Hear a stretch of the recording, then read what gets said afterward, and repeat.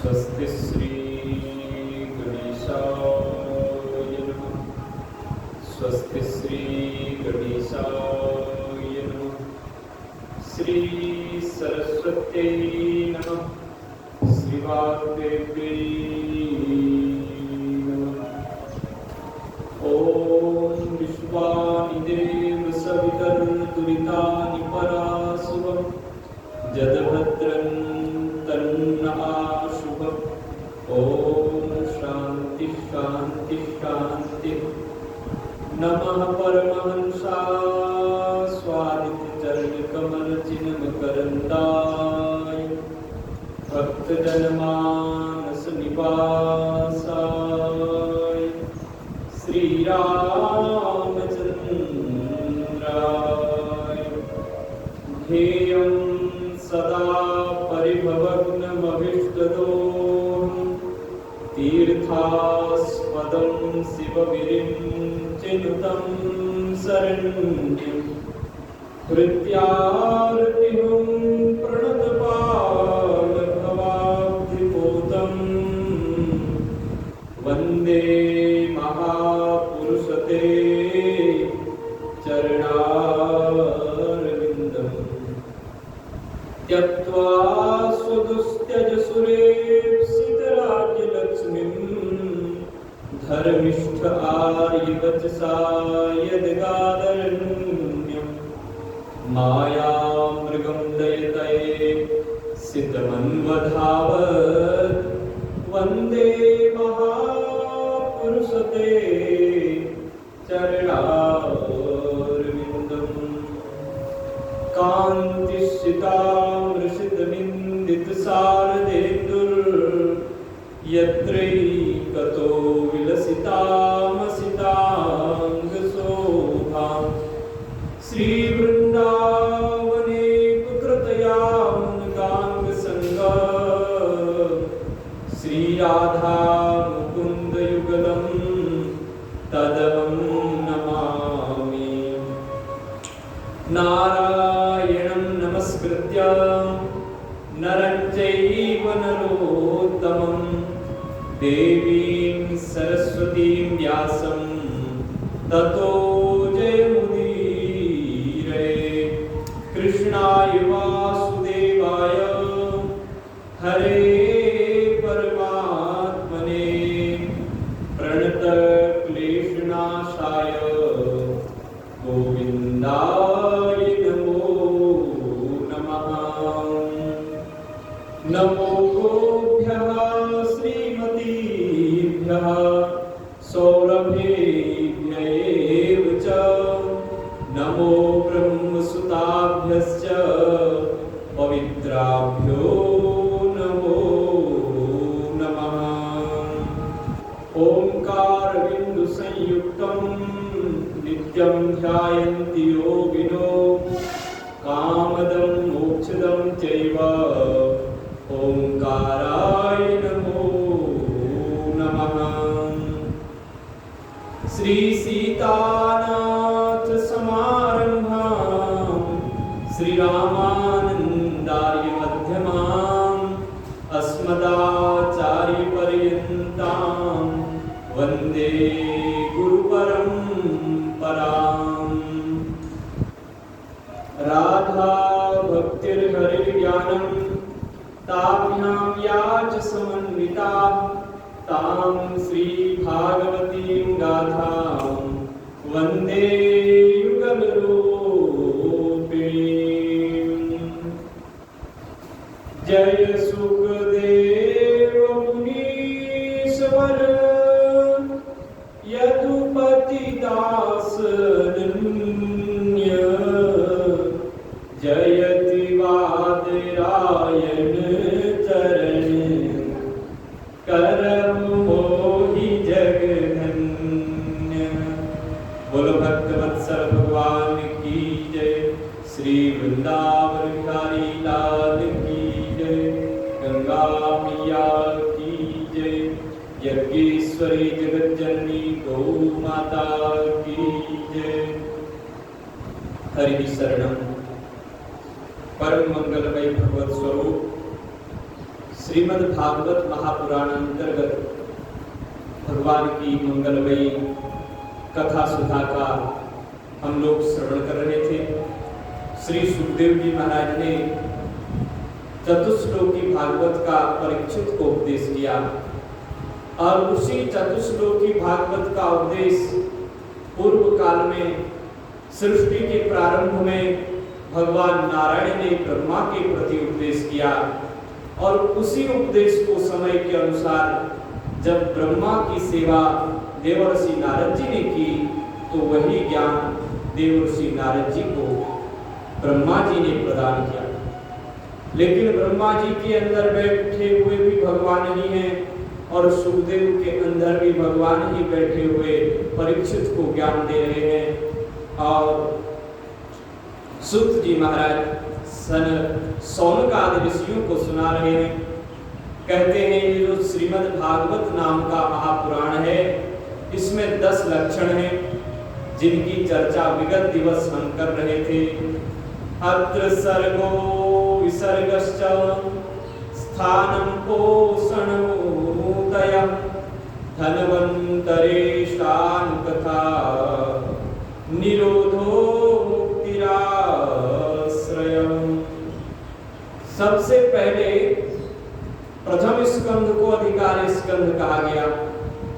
उसमें श्रोता कैसा होना चाहिए और वक्ता कैसा होना चाहिए, कौन श्रीमद् भागवत ग्रंथ का वक्ता हो सकता है और कौन श्रोता हो सकता है, इसका अधिकार उस स्कंध में दिया गया, इसलिए उसे अधिकार स्कंध कहते हैं। और द्वितीय स्कंध आचार्यों ने उसकी संज्ञा साधना स्कंध की, बोले साधना स्कंध के नाम से है। अब उसमें सुखदेव जी ने साधन को बताया है, किस प्रकार साधन के माध्यम से परम साध्य भगवान श्री कृष्ण को, नारायण को हम प्राप्त कर सकते हैं। और एक तृतीय स्कंध सर्ग है, चतुर्थ विसर्ग है और पंचम स्थान है, षष्ठ पोषण है और 7वां स्कंध उदय उदी और 8वां स्कंध मनवंतर, 9वां ईशानु कथा, 10वां निरोध और 11वां मुक्ति, 12वां स्कंध आश्रय। सुखदेव जी कहते हैं कि 10मस्य विशुद्ध्यर्थम नवानामिह लक्षणं वर्णयन्ति महात्मानः श्रुतेनार्थेन चाञ्जसा।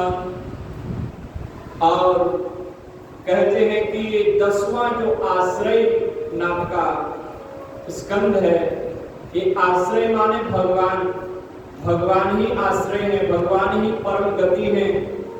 मुक्ति का परिवसान भी भगवान में ही होता है। तो ऐसे मुक्ति के भी जो निवास स्थान है, ऐसे भगवान को प्राप्त करना ही आश्रय है। आज उन श्रोताओं को भी लाभ मिलने का एक प्रथम दिवस है जो यहाँ उपस्थित होकर के बड़ी लगन से एक सप्ताह अथवा 9 दिन नवरात्रि में यहाँ बैठकर कथा सुने।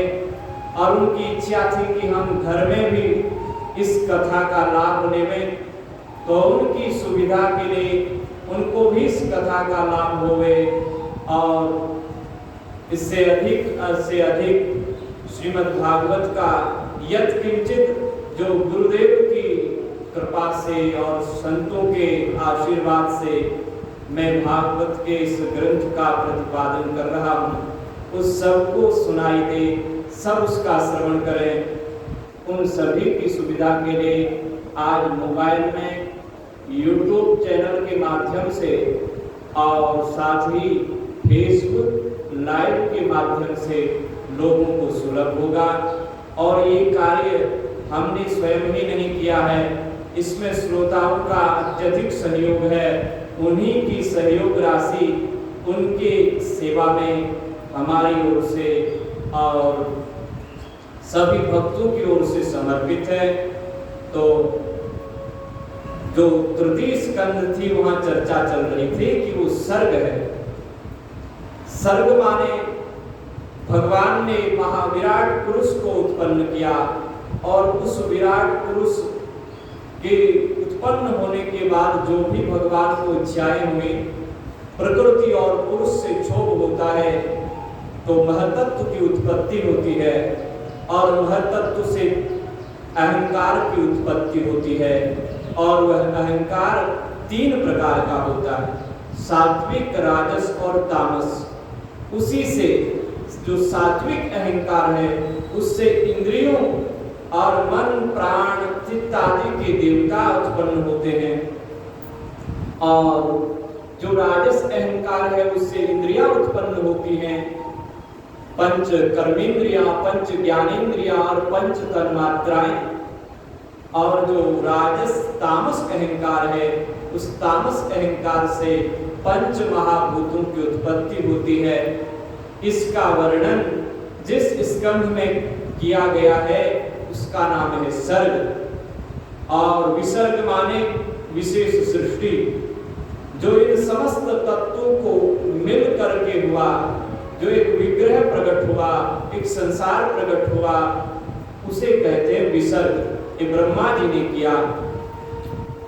तो ब्रह्मणो गुणवै सम्यान विसर्ग पौरुष स्मृता। उस ब्रह्मा ने गुणों में विषमता की, क्योंकि कोई भी गुण जो है महाराज, कोई भी पदार्थ, कोई भी इंद्रिय अगर वो मिले ना तो कार्य नहीं कर सकती। गुणों में विषमता थी। मन कहता था कि मेरे बिना काम नहीं चलेगा, हस्तेंद्रिय कहती थी अरे सारी सामग्री तो मैं ही जुटाती हूँ, मेरे बिना काम नहीं चलेगा। कहते हैं मैं देखूं ना तो कुछ कर भी नहीं सकते, कहीं जा भी नहीं सकते, कुछ दिखाई भी ना दे। कान कहते हैं शब्द सुनाई नहीं देगा, हमारे बिना काम नहीं चलेगा। और वैसे पैर भी कहते हैं हमारे बिना। ज्ञानेंद्रियां और कर्मेंद्रियां आपस में लड़ने लगी, ऐसे पुराणों में कथाएं आती हैं। तब कहते हैं जो सबका मुख्य प्राण है, परमात्मा है, उसने कहा भाई आप लड़ते रहो और हम तो यूं चले। और जैसे ही प्राण चला महाराज, प्राण की कोई वैल्यू नहीं समझी थी उन्होंने, प्राण की कोई इज्जत नहीं। वो कहते थे हम ही हैं जो हैं, लेकिन प्राण, वो जीवात्मा एक क्षण के लिए प्राणों को छोड़कर जैसे भागने लगा तो सारी इंद्रियां महाराज नष्ट प्राय हो गई, मूर्छित हो गई। फिर सबने हाथ जोड़ा कि प्रभु आप मत जाइए, हमें आपका ज्ञान ही नहीं था। तो ब्रह्मा जी ने इन सबको इकट्ठा किया, एकत्रित करके इससे एक विग्रह का, एक शरीर का, एक संसार की रचना की। इसी का नाम कहते हैं विसर्ग है। और स्थितिर वैकुंठ विजय पोषणम तदनुग्रह। और इस समस्त संसार जो नाशवान है, प्रतिक्षण नष्ट हो रहा है, उसको एक स्थिरता देना, कुछ काल तक सीमित रखना, ये भगवान की श्रेष्ठता है, यही भगवान की विजय है। वैकुंठ विजय, ये वैकुंठ भगवान की विजय है कि प्रतिपल नाश को, बढ़ते हुए सृष्टि को एक मर्यादा में स्थित करना, इससे भगवान की श्रेष्ठता सिद्ध होती है। ये भगोल खगोल का जिसमें वर्णन है वो है पंचम स्कंध, स्थान नाम से जाना जाता है। और पोषणम तदनुग्रह, षष्ठ स्कंद, छठवां स्कंद है पोषण। पोषण माने पोषणम तद भगवतः अनुग्रह, कि कैसे कैसे भगवान अपने भक्तों पर अनुग्रह करते हैं, कैसे कैसे पापियों को भगवान बड़ी सहजता पूर्वक अपनी कृपा से तार देते हैं। इसका वर्णन छठे स्कंध में। पहले ही कथा आती है अजामिल जैसे महान पापी की। छठे स्कंध के प्रथम, द्वितीय, तृतीय अध्याय में इसका वर्णन है। कि पहले तो परीक्षित को पंचम स्कंध में नरकों का वर्णन सुनाया। परीक्षित भयभीत हुए, उन्होंने कहा प्रभु इन नरकों से बचने का भी कोई उपाय है? तो भगवान ने कहा प्रायश्चित ही भगवान इन नरकों से बचने के लिए उपाय है। यही भगवान ने शास्त्रों में बताया। और सर्वोत्तम प्रायश्चित क्या है?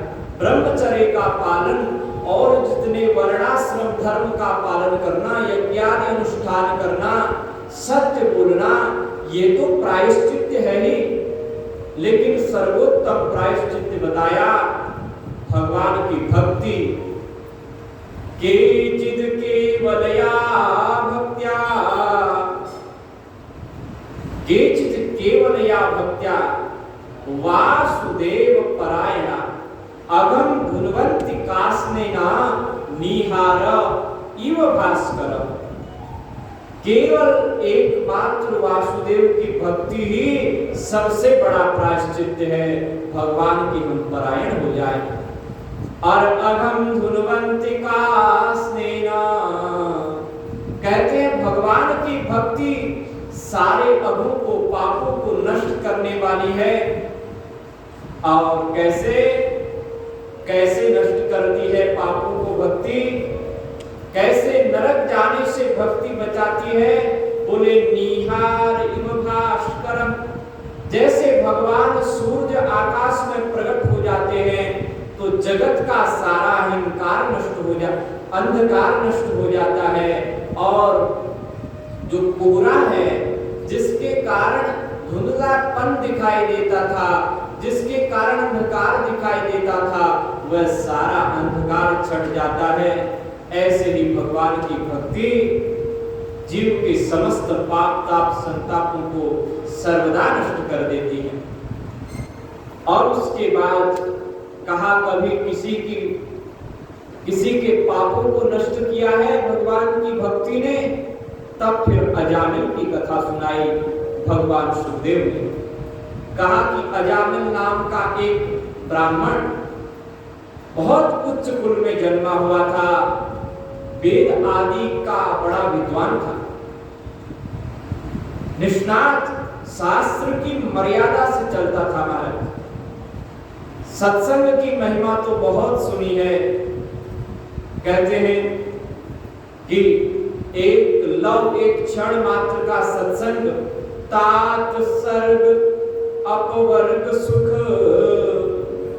धैर्य तुलायक अंग तूलन ताही सकल मिली जो सुख लव सत्संग। स्वर्ग और अपवर्ग से भी यदि सत्संग की तुलना की जाए तो सत्संग की महिमा स्वर्ग और अपवर्ग से, मुक्ति से भी बढ़कर है। तो ऐसी सत्संग की महिमा, तो वैसे ही दुस्संग प्राप्त हो जाए तो महाराज पतन में देरी नहीं लगेगी। अजामिल बहुत बड़ा विद्वान था, श्रेष्ठ आचार्यों की सेवा करता था, लेकिन एक बार कुसंग में पड़ गया। जंगल में गया, उसने सिनेमा देख लिया। एक वैश्या और अनेक लंपट पुरुषों का मिलन उसने देख लिया। उसके कारण उसकी बुद्धि विकृत हो गई। और आज क्या होता है, इन समस्त मोबाइलों के माध्यम से और इन उपकरणों के माध्यम से महाराज जितना हम इनका सदुपयोग नहीं कर पाते, उससे ज्यादा हम दुरुपयोग करते हैं। और इससे हमारी मानसिकता, हमारी बुद्धि और नींद भी चले जाती है, सोते भी कम है। तो इन उपकरणों से अत्यधिक हमें सावधान रहना है। अपने जीवन को यदि भगवत मार्ग में ले जाना है तो इनका सदुपयोग तो करना चाहिए, क्योंकि आधुनिक युग है, लेकिन दुरुपयोग न हो, इसलिए हमें ऐसा ध्यान रखना चाहिए। और यह आवश्यक है एक विद्यार्थी के लिए, एक महात्मा के लिए, एक संत के लिए, एक साधक के लिए, एक भक्त के लिए मोबाइल बहुत हानिकारक, यदि वो लाभ प्रदान करता है तो आप उसमें आपको सावधान रहना पड़ता है, क्योंकि जितनी अच्छी चीजें हमें ये संसार की सांसारिक बातों लगती हैं महाराज, उतनी आध्यात्म से जुड़ी हुई बातें नहीं लगती। जबकि मोबाइल में दोनों बातें हैं। आजकल अध्यात्म का भी जितना लोग करते हैं वो सारा उसी में प्रसारण होता है, और सांसारिक तो है ही। इसलिए हम अध्यात्म की ओर बढ़े। इस मोबाइल का उपयोग भी हम भगवान की भक्ति के लिए करें। हमारे यहाँ किसी को नकारा नहीं, किसी को निषेध नहीं किया। उन्होंने कहा जो करना है सो करिए, लेकिन एक शास्त्र की मर्यादा, एक मर्यादा में रहकर करिए और उसे भी भगवान को अर्पण कर दीजिए। ऐसा काम कीजिए जो भगवान को अर्पण हो सके। ऐसा भोजन बनाइए जो भगवान को भोग लग सके। ऐसा क्यों बनाएं जो भगवान को भोग ही न लगे। प्याज लहसुन का भगवान को भोग नहीं लगता, तो ऐसी वस्तु हम ना बनाएं जिसका भगवान को भोग न लगे। ऐसा कार्य हम न करें जिससे भगवान अप्रसन्न हो। जो भगवान को प्रसन्न होवे वो हमको प्रसन्न हो, उसमें प्रसन्नता देखनी चाहिए। एक अयोध्या के बड़े प्रतिष्ठित संत गीता प्रेस से उनकी वाल्मीकि रामायण, और वह भी संक्षिप्त और महाराज अत्यंत सारयुक्त शब्दों में मिलती है।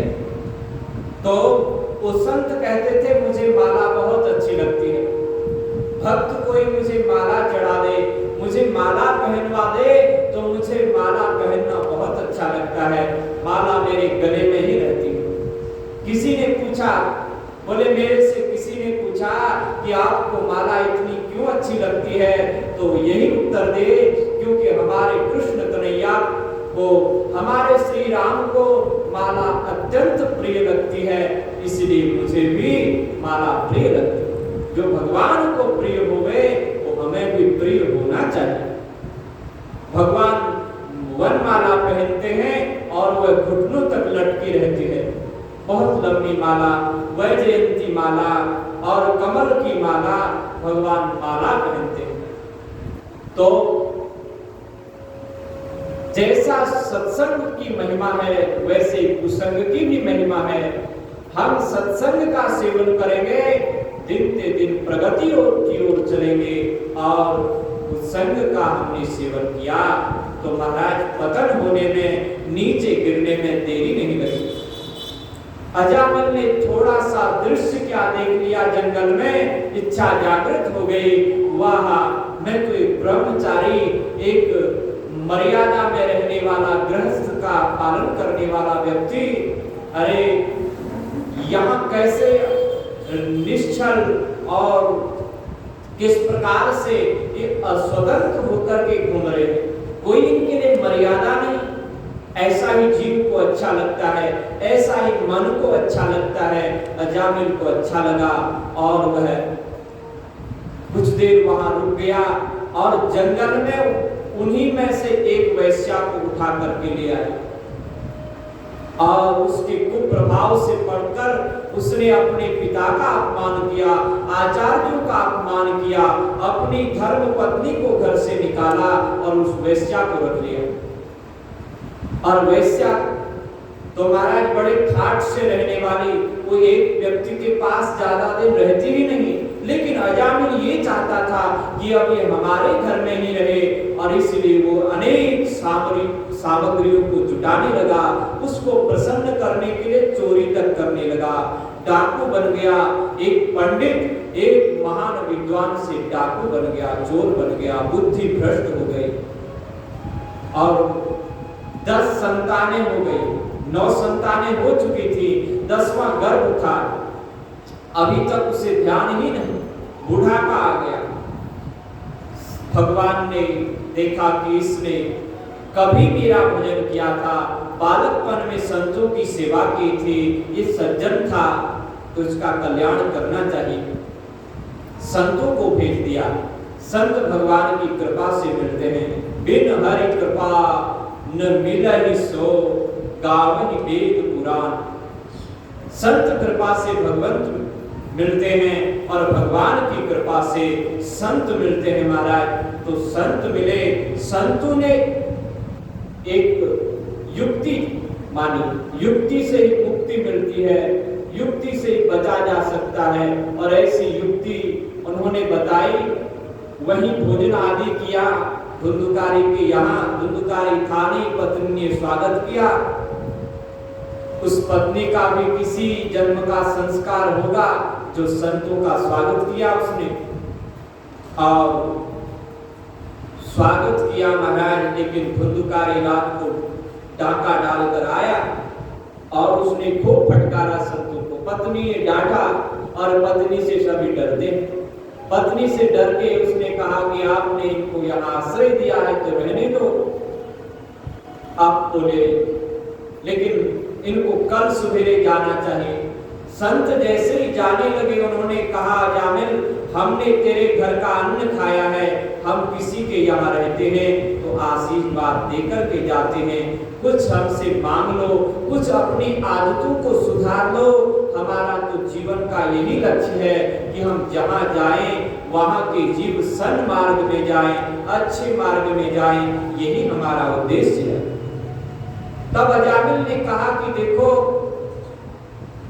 हम आपसे कुछ नहीं मांगते। तो उन संतों ने कहा आप हमसे कुछ मत मांगो, आशीष मत मांगो, लेकिन हम तुमसे कुछ मांगते हो, देने को राजी हो? और बोले नहीं नहीं, हम कुछ देंगे नहीं, जो आपके पास है वो भी ले लेते, वो तो पत्नी ने रोक रखा है। तब उस संतों ने कहा कि हमें कोई धन द्रव्य नहीं चाहिए, हम तो एक बात कहना चाहते हैं, उसको मान लो। बोले हम नहीं मानेंगे। पत्नी ने कहा बात मानने में क्या जाता है, मान लीजिए। और बोला कि आप कहते हो तो मान लूंगा। पत्नी ने कहा तो मानने को तैयार। संतों ने युक्ति जताई और कहा कि जो पुत्र तुम्हारा होने वाला है इसका नाम नारायण रख देना। उसने कहा नारायण ये तो बहुत पुराना नाम है, अब तो चिंटू मिंटू रखने का समय आ गया, इसलिए नाम कुछ ऐसा होना चाहिए। पत्नी ने कहा संत कह रहे हैं तो रख देना, इसमें कौन सी बड़ी बात है। तो संतों के कहने से ही महाराज उसने उस पुत्र का नाम नारायण रख दिया। छोटा पुत्र था इसलिए अत्यंत अपने पिता अजामिल का वह प्यारा हो गया। घर में सब उसे लाड करते, बहुत प्यार करते। धुंधुकारी ये अजामिल उसी को पुकारता, नारायण इधर आओ, नारायण उधर चलो, यही उसका हर समय महाराज व्यवहार था। और अंत समय आया और यमराज के दूत आ गए, पकड़ करके पापी अजामिल को ले जाने लगे। जो अत्यंत पापी होता है उसको महाराज उसकी मृत्यु आई नहीं होती, लेकिन यमराज आ जाते, यमराज के दूत आते हैं उसे ले जाने के लिए। उसकी अभी अवधि है, वो जीने का उसका समय है, लेकिन पाप इतना किया कि वह अत्यंत कष्ट पाकर के उसकी अकाल में ही मृत्यु हो जाती है। आगे यमदूत और खींचने लगे, जैसे खींचने लगे उसे नारायण मुझे बचाओ, पुत्र नारायण मुझे बचाओ, यह आवाज लगाई और वैकुंठ लोक से भगवत पार्षद आ गए। भगवत पार्षद आए, उन्होंने रोक दिया यमराज के दूतों को, बोले इसको आप हाथ नहीं लगा सकते, इसने भगवान नारायण का नाम लिया है, हमारे स्वामी का नाम लिया है, तुम इस पे हाथ नहीं लगा सकते। उन्होंने बोला तुम कौन हो? अरे पापी है, इसने किसी नारायण का नाम नहीं, ये तो अपने पुत्र का नाम लेगा, ये बहुत पापी है, आप नहीं जानते। तब उन्होंने कहा कि नाम, इसके पुत्र का नाम तो किन्हीं सालों पहले रखा होगा, लेकिन हमारे जो प्रभु हैं उनका नाम तो अनादि काल से नारायण है, इसलिए आप किसका नाम मानोगे? और धर्म क्या है? आप धर्मराज के दूत तो हैं, लेकिन धर्म है क्या? बोले हम धर्म की व्याख्या अच्छी प्रकार से जानते हैं, हमें पढ़ा रखा धर्मराज ने। तो उन्होंने वहां पे धर्म की परिभाषा दी। कहते धर्म ये क्या है? बोले धर्म जो है वह साक्षात वेदों में निरूपित है। जो वेद कहते हैं वही धर्म है और वेद ही नारायण है, नारायण ही वेद है। और ऐसे वेद रूपी नारायण को इन्होंने पुकारा है। वेद अनादि, इसलिए नारायण भी अनादि। अब इनको छोड़ करके, धुंधकारी को छोड़ करके चले जाओ, नहीं तो ऐसी पिटाई करेंगे कि याद रखोगे। और यमराज के दूत वहां से प्रस्थान कर गए और भगवान के पार्षद भी वहां से अंतर्धान हो गए। अभी उसकी मृत्यु आई नहीं थी, लेकिन पाप के द्वारा उसे यमराज जबरदस्ती खींचे ले जा रहे थे। अब उसने ये सारी बातें सुनी, नारायण नाम की महिमा सुनी कि देखो मैंने तो अनजान में नाम लिया, तब भी मुझे नरक जाने से बचा लिया। अगर मैं सचमुच भगवान का नाम लिया होता तो मेरा कल्याण हो जाता। ऐसा विश्वास करके इसी हरिद्वार नाम के क्षेत्र पर वह धुंधकारी आया महाराज। नहीं, धुंधकारी नहीं, अजामिल। और अजामिल यहाँ आकर के उसने योग किया, भगवान का नाम लिया और परम गति को वह प्राप्त हो गया, भगवान को प्राप्त हो गया। कहने का मतलब भगवान अत्यंत पापी का भी उद्धार कर देते हैं। यही भगवान का पोषण है, यही भगवान के द्वारा किया हुआ अनुग्रह कृपा है। और वह इसी छठे स्कंध में एक राक्षस है वृत्रासुर नाम का, उसका भी उद्धार करते हैं। उसके सामने भगवान दिखाई देते हैं, उसको दर्शन देते हैं भगवान। अपने भक्तों का और जीव मात्र का भगवान कैसे कल्याण करते हैं, कैसे पापी से पापी जीव को भगवान अपनी शरण में ले लेते हैं। इस छठे स्कंध में इसी का वर्णन है, इसलिए इसका नाम है पोषण। पोषणम तदनुग्रह। इसी वाक्य को लेकर के हमारे वल्लभाचार्य जी महाराज आचार्य हुए, उन्होंने पुष्टि मार्ग का इसी से व्याख्या की, पुष्टि मार्ग बनाया। माने हमारा कल्याण भगवान ही करेंगे, ऐसा विश्वास उन्होंने किया। और ये छठा स्कंध है। और सातवां स्कंध कहते हैं कि मनवंतराणि सद्धर्मं ऊतयः कर्म वासना। और ऊतयः, ऊती माने सप्तम स्कंध, सप्तम स्कंध का नाम ऊती है।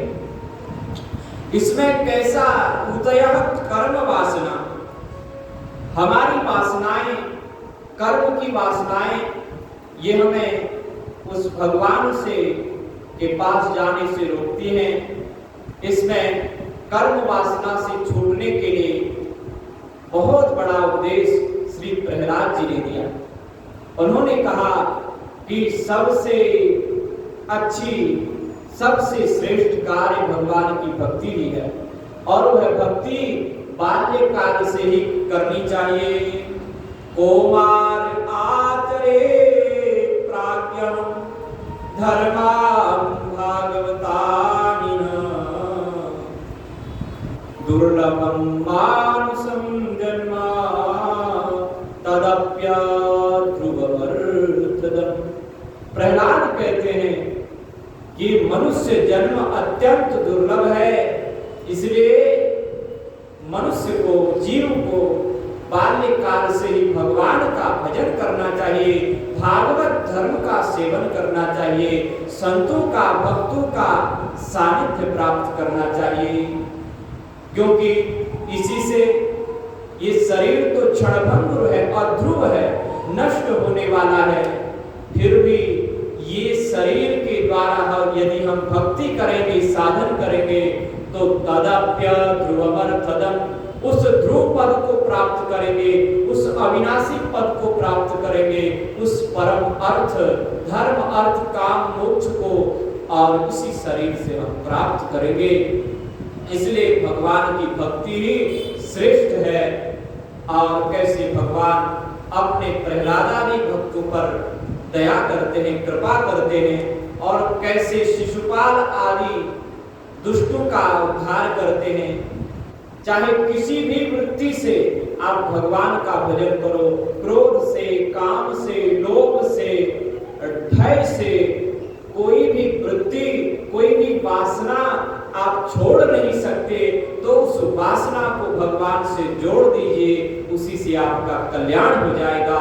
कर्म वासनाओं को भगवान से जोड़ दीजिए। और ये है सप्तम स्कंध।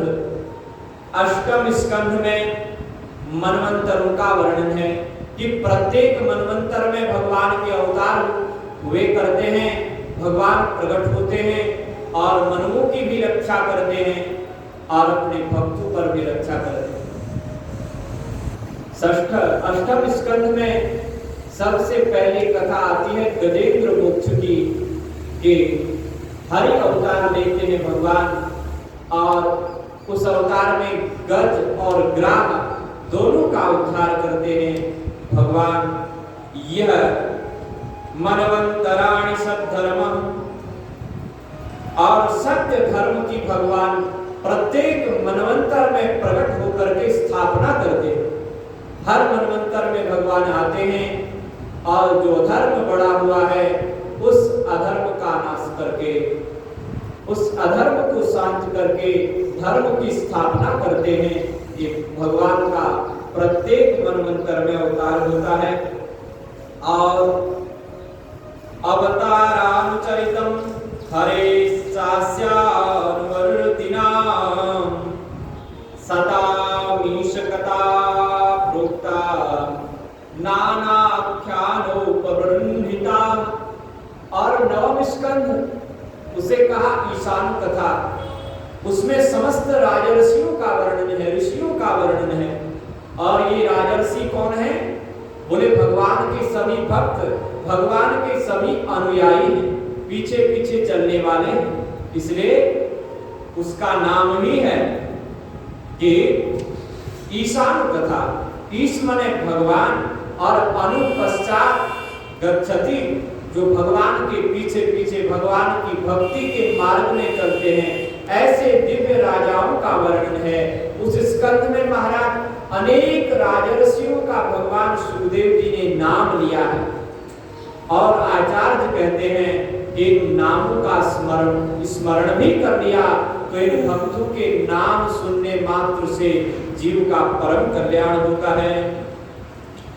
सतामीश कथा प्रोक्ता नानाख्यानोपबृंहिता। और उन समस्त राजर्षियों का, राजाओं का चरित्र अनेक उपाख्यानों से युक्त है, अनेक कथाएं हैं उसमें। और इसी नवम स्कंध में श्री राम जी का चरित्र भी है, और भगवान श्री कृष्ण का भी चरित्र संक्षिप्त में है। सूर्य वंश का वर्णन और सोम वंश का वर्णन, चंद्र वंश का वर्णन इसी स्कंध में आता है। और निरोधोस्यानुशयनम आत्मानः शक्तिभिः मुक्तिर्हित्वान्यथा रूपं स्वरूपेण व्यवस्थितिः। और निरोध है दसम स्कंध। भगवान की कथाएं इतनी सुंदर हैं कि उन कथाओं को सुनने से, उन बाल लीलाओं को सुनने से, उन चरित्रों को सुनने से मन का निरोध हो जाता है। जो मन इधर उधर भटक रहा है वो मन एकाग्र हो जाता है, अत्यंत प्रसन्नता पूर्वक भगवान के चरित्रों को सुनता है। और यही योग सूत्र में पतंजलि कहते हैं योगश्चित्त वृत्ति निरोधः।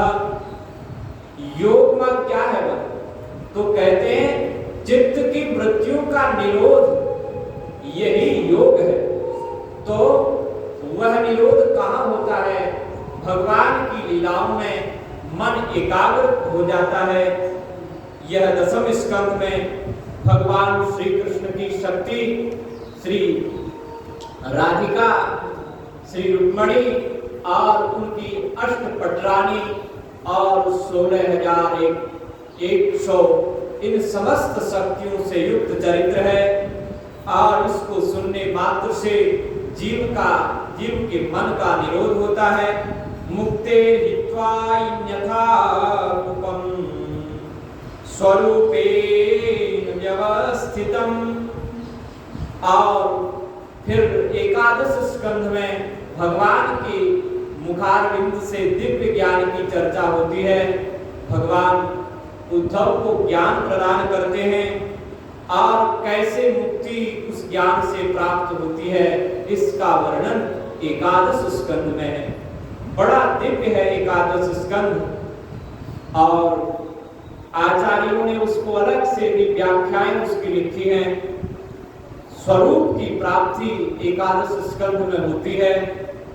आभासश्च निरोधश्च यतश्चाध्यवसीयते स आश्रयः परं ब्रह्म परमात्मेति सप्यते।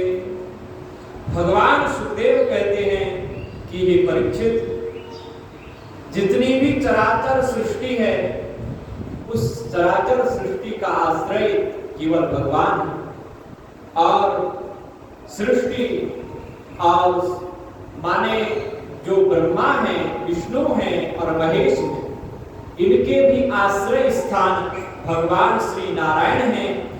और इसका वर्णन द्वादश स्कंध में किया गया है। और आश्रयः परम ब्रह्म परमात्मेति सप्यते। वो आश्रय कौन है जिसका वर्णन द्वादश स्कंध में किया गया है? वो आश्रय एकमात्र भगवान नारायण हैं।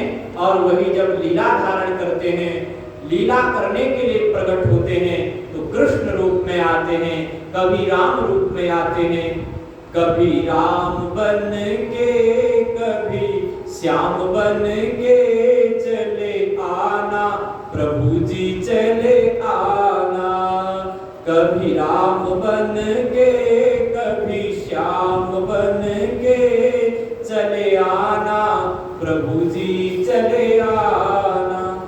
भक्तों ने इसीलिए तो गाया कि कभी राम के रूप में कभी श्याम के रूप में भगवान अवतरित होते हैं। तो ऐसे दिव्य भगवान, उन्हीं को सुखदेव कह रहे हैं। कोई आश्रय मानता है, कोई आश्रय नाम से पुकारता है, तो कोई परम ब्रह्मा, कोई उन्हें परम ब्रह्म कहता है, और कोई भगवान कहता है, कोई परमात्मा कहता है। तो भगवान परमात्मेति शब्दते, तत्व एक ही है। उसी तत्व का वर्णन तत्ववेत्ता महापुरुष अनेक रूपों में वर्णन करते हैं। एकम सद्विप्राः बहुधा वदन्ति। ब्राह्मण लोग, विद्वान लोग उसी एक तत्व को अनेक रूपों से प्रकाशित करते हैं, अपने बुद्धि के माध्यम से समझते हैं। तो वही आश्रय है, उसी को भगवान सूत जी महाराज ने कहा कि वह एक ही तत्व कभी भगवान, भक्तों के लिए भगवान बन जाता है और योगियों के लिए वही ब्रह्म बन जाता है और ज्ञानियों के लिए वही परमात्मा हो जाता है। तत्वम, और वही एक तत्व अनेक रूपों में प्रकट होता है। सृष्टि का भी कुछ वर्णन किया कि वह नारायण पहले नर से जल उत्पन्न हुआ और जल में वह पुरुष शयन किया। वो नर शयन किया तो उसी नर नार कहते हैं जल को। उस नार में सोने से, रहने से उस परमात्मा का नाम नारायण पड़ गया। और आपो नारा इति प्रोक्ता, आपो वै नर सूर्णवः ता यदस्या नम्र पूर्व पूर्वम तेज नारायण स्मृतः। इस प्रकार से भगवान का नाम नारायण पड़ा और उन्हीं नारायण से इस चराचर जगत की सृष्टि हुई। इसका बड़ा विशद वर्णन द्वितीय स्कंध के अंतिम 10वें अध्याय में सुखदेव स्वामी जी ने किया। और फिर सौनक आदि ऋषियों ने पूछा सूत जी महाराज से कि भगवान अब हमें आगे की कथा सुनाइए, आगे क्या हुआ। आपने कथा में कहा था कि पहले तो विदुर जी ने घर छोड़ दिया था और फिर उसी घर में वो वापस आ गए थे। अरे घर का त्याग करना तो बड़ा कठिन है, वह विदुर जी ने कैसे किया। यदा हनो भवान सूता छत्ता भागवतोत्तमः जचार तीर्थानि भुवस् त्यक्त्वा बंधुं सुदुस्त्यजान्। परम भागवत श्री विदुर जी महाराज ने कैसे अपने घर का त्याग किया, क्यों वो तीर्थ यात्रा करने को निकल गए। अरे घर का त्याग करना तो बड़ा कठिन, उन्होंने कैसे त्याग कर दिया, इतना कठिन है महाराज। ऋषि कह रहे हैं सुदुस्त्यजान, अत्यंत दुस्त्यज माने अत्यंत कठिन, और जो उस अत्यंत कठिन से भी कठिन हो गए उसको सुदुस्त्यजान कहते हैं। तो हमें उन विदुर जी का चरित्र सुनाइए। संसार को त्यागना कितना कठिन है महाराज। चाहे घर में जूते भी पड़ रहे हो ना, तब भी घर को बुढ़ापे में भी नहीं छोड़ा जा सकता। एक रामायण में चौपाई आती है, चौथे पनहि जाय नृपकान। गोस्वामी जी ने लिखा कि चौथे पन माने चौथी अवस्था जब आ जाए 75 वर्ष से ऊपर, तो फिर जंगल में चले जाना चाहिए, ये कहा। तो एक सज्जन को एक बार क्या हुआ, घर से महाराज घर वाले बड़े परेशान कि अब ये हमें सौंपते भी नहीं। अब बूढ़ों की जो है ना आदत भी खराब होती है। जब बच्चे अपने पैरों में खड़े हो गए, बड़े हो गए, परिवार वाले हो गए, तो जिम्मेदारी उन्हें दे देनी चाहिए। बेटा आप अपने हिसाब से चलो, और हमारी कभी जरूरत पड़े तो हमसे भी पूछो, और घर में हम बाल बच्चों को संभालेंगे, भगवान का भजन करेंगे। ऐसी मीठी बातें करें तो कुछ बने महाराज। अब वो माता पिता भी बूढ़े हो गए, कहते हैं कि जो हम कह रहे हैं वैसे ही चलना पड़ेगा, तो फिर खटपट हो जाती है। तो बच्चे भगाते हैं घर से कि आप इधर चले जाओ, आज किसी मेहमान के यहाँ चले जाओ, आज रिश्तेदारी में चले जाओ, कभी तीर्थ यात्रा की ओर संकेत करते हैं। लेकिन इतनी आसक्ति होती है कि घर छोड़ना नहीं चाहते। और एक बार क्या हुआ, एक सज्जन को घर वालों भगाना तो चाहते थे, जूते से मार भी दिया, और जैसे मारा उसने कहा अब इस घर में नहीं रहूंगा, अब तो मुझे जंगल चलना है। और जंगल को भागा महाराज। सायंकाल हुआ, पोते की याद आ गई, अरे मेरे बिना मेरा पप्पू रह ही नहीं पाता, याद कर रहा है, वापस हो गया। इसे कहते हैं मरकट वैरागी। कुछ क्षण का, जैसे मरघट में लोग जाते हैं तो वहां खूब वैराग्य होता है, और घर आते बोले जाने वाला चला गया, हमें तो अभी शेष काम करना है, हमें तो अभी जीना है। तो ऐसा वैराग्य उसे जागृत हुआ। जब जंगल तक तो गया, लेकिन शाम को वापस हो गया। एक महात्मा ने जाते हुए देखा था और रोका भी था, अरे अपने ही बच्चे तो हैं, क्या है मार दिया तो कोई बात नहीं, घर में पड़े रहो, घर में भी भजन हो सकता है। उसने कहा नहीं, हम तो अब जंगल में ही भजन करेंगे। शाम को आ गया, संत ने कहा क्या हुआ, अब घर में ही भजन करने का मन है क्या? तुम तो कह रहे थे घर में भजन होता ही नहीं, बच्चे मारते। देखो वो बोले कि मुझे गोस्वामी जी की चौपाई याद आ गई कि चौथे पन ही जाय नृपकानन, कि चौथे पन में ही जंगल में जाना चाहिए। इसका अर्थ आप समझते हैं?